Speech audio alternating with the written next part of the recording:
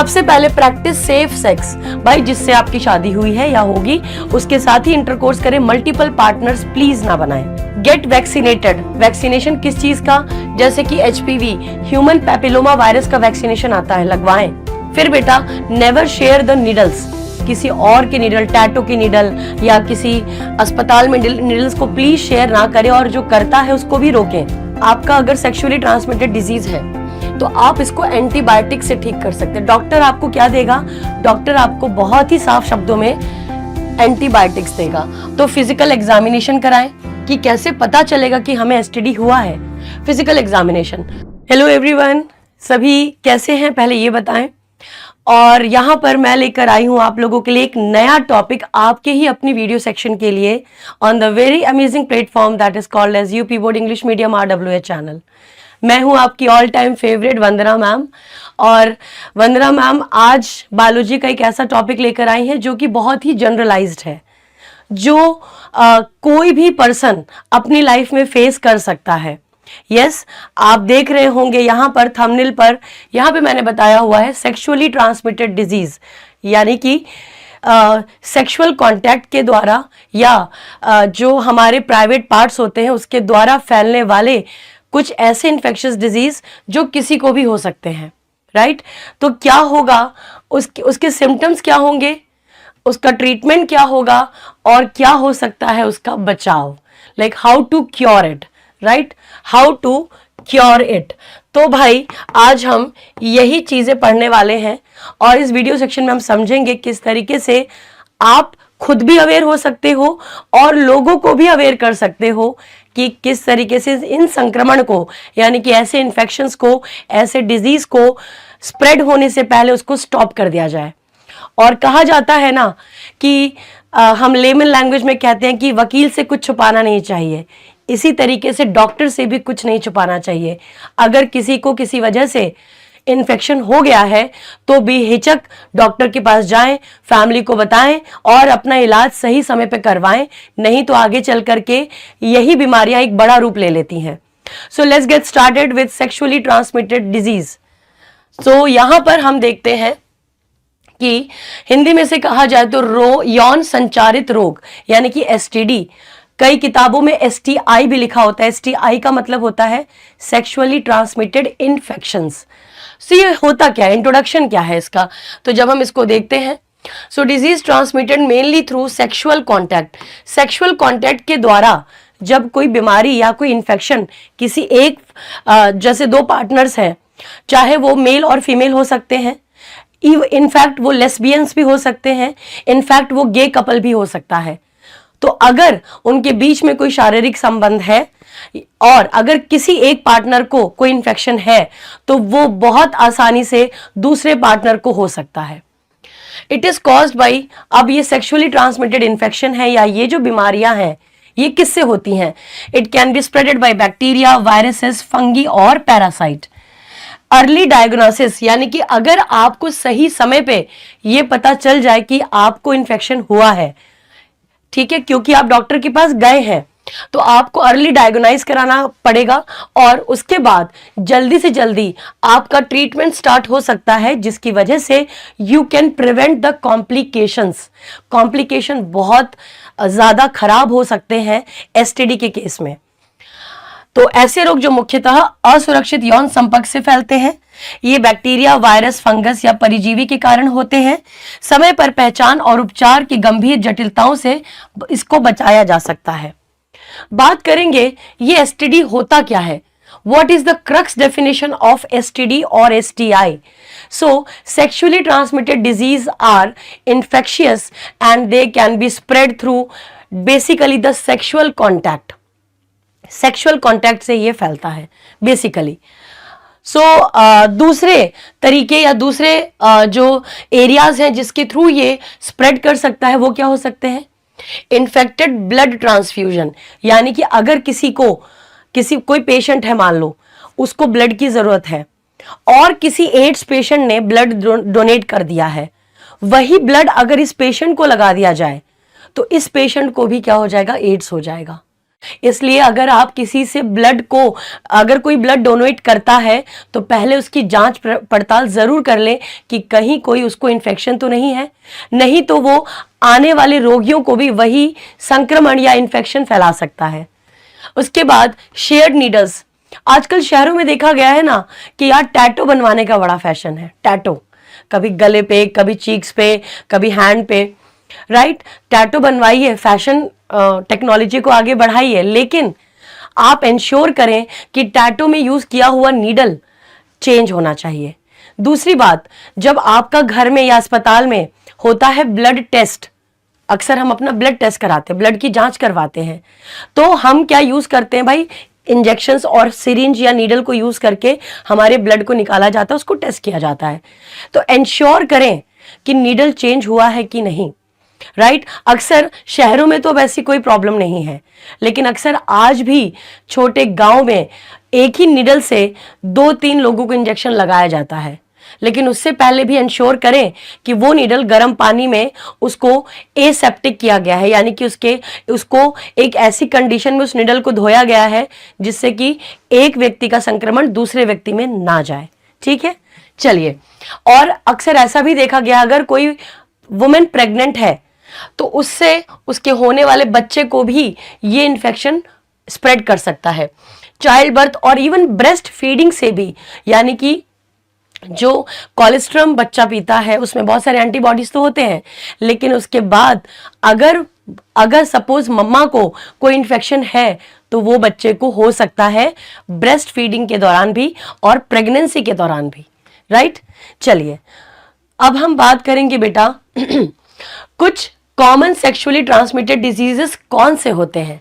सो देखिए, सबसे पहले जो सबसे खतरनाक है दैट इज एड्स, ठीक। एड्स, तो एड्स जो होता है, आप लोगों ने अक्सर दूरदर्शन पे या किसी टेलीविजन पे या किसी भी, जब आप इवन मूवी देखने जाते हैं तो आपको मूवी हॉल में भी एड्स के बारे में जानकारी मिलती है, अवेयरनेस दिया जाता है एडवर्टाइजमेंट के थ्रू।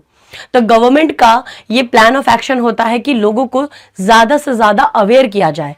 तो एड्स, ठीक है। और इसका जो पॉजिटिव एजेंट होता है वो होता है मेरे बच्चों HIV, human immuno deficiency virus, right. फिर दूसरा क्या है, सिफिलिस। सिफिलिस का जो पॉजिटिव ऑर्गेनिज्म है वो ट्रिप्टोनिमा पैलिडियम, ओके। थर्ड क्या है, गोनोरिया। गोनोरिया से आप देखते हो नेसरिया गोनोरिया से होता है। फिर क्लैमिडिया, ये होता है क्लैमिडिया ट्रैकोमाइटिस से। देन जेनिशियल हर्पीज, ये बहुत कॉमन है स्पेशली फीमेल्स में। जेनिशियल हर्पीज आपके हर्पीज सिंप्लेक्स वायरस, जिसको HSV भी कहते हैं, उससे इन्फेक्शन होता है। बात करेंगे जेनिशियल वॉट, ये भी बहुत कॉमन है। तो जेनिशियल वॉट होता है बेटा ह्यूमन पैपिलोमा वायरस, जिसे हम HPV भी कहते हैं, right. And finally hepatitis B, जो कि आपके लीवर को इन्फेक्ट करता है, and that is because of hepatitis B virus, जिसको हम HBV भी कहते हैं। तो ये आपके डिजीजेस हैं, और ये डिजीजेस किसकी वजह से होते हैं, ये इसके कॉजेटिव एजेंट या कॉजेटिव ऑर्गेनिजम्स हैं, राइट। फिर बात करेंगे बेटा कि सिम्टम्स क्या हो सकते हैं अगर किसी को इन्फेक्शन हो गया। अब आपके घर में ही किसी को हो गया, भगवान ना करे ऐसा हो, लेकिन अगर हो गया तो आप सिम्टम्स पूछोगे, सिम्टम्स क्या है। सिम्टम्स हो सकते हैं बेटा जेनिशियल डिस्चार्ज, आपके जो प्राइवेट एरियाज हैं, चाहे पीनस हो चाहे वजाइना हो, वहां से जेनिशियल डिस्चार्ज होता है, राइट।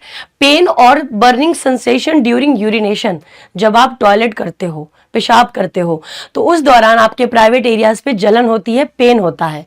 फिर source, ulcer and blister. Blister का मतलब हुआ छाले। सोर भी एक तरीके का छोटा छाला होता है। तो आपके वजाइनल एरिया, आपके पिनाइल एरिया पे क्या होता है, ऐसे ब्लिस्टर्स यानी कि छाले देखने को मिलते हैं। फिर ईचिंग अराउंड जेनिशियल एरिया, बहुत ज्यादा खुजली, ठीक है, खुजली होती है।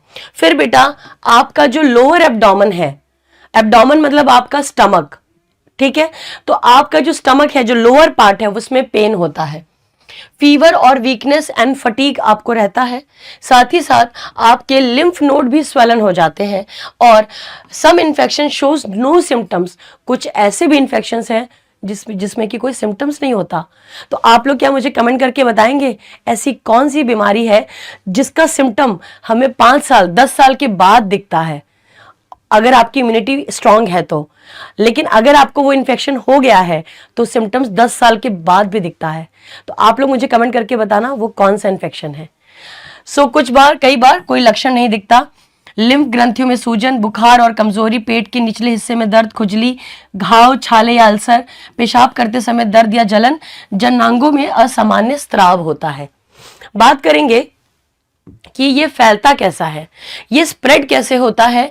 जितनी भी हमारी सेक्सुअली ट्रांसमिटेड इन्फेक्शन या सेक्सुअली ट्रांसमिटेड डिजीजेस हैं, ये आपके अनप्रोटेक्टेड सेक्सुअल इंटरकोर्स से, इसीलिए कहा जाता है कि कॉन्डोम का यूज करना चाहिए, राइट? क्योंकि कॉन्डोम बेसिकली सिर्फ अनवांटेड प्रेगनेंसी को नहीं रोकता, ये आपके सेक्सुअली ट्रांसमिटेड डिजीज या बैक्टीरिया, वायरस, इनको भी रोकता है, एक पार्टनर से दूसरे पार्टनर तक ना फैल पाए। इसलिए डॉक्टर कहता है कि जब भी इंटरकोर्स करें तो कॉन्डोम का यूज जरूर करें।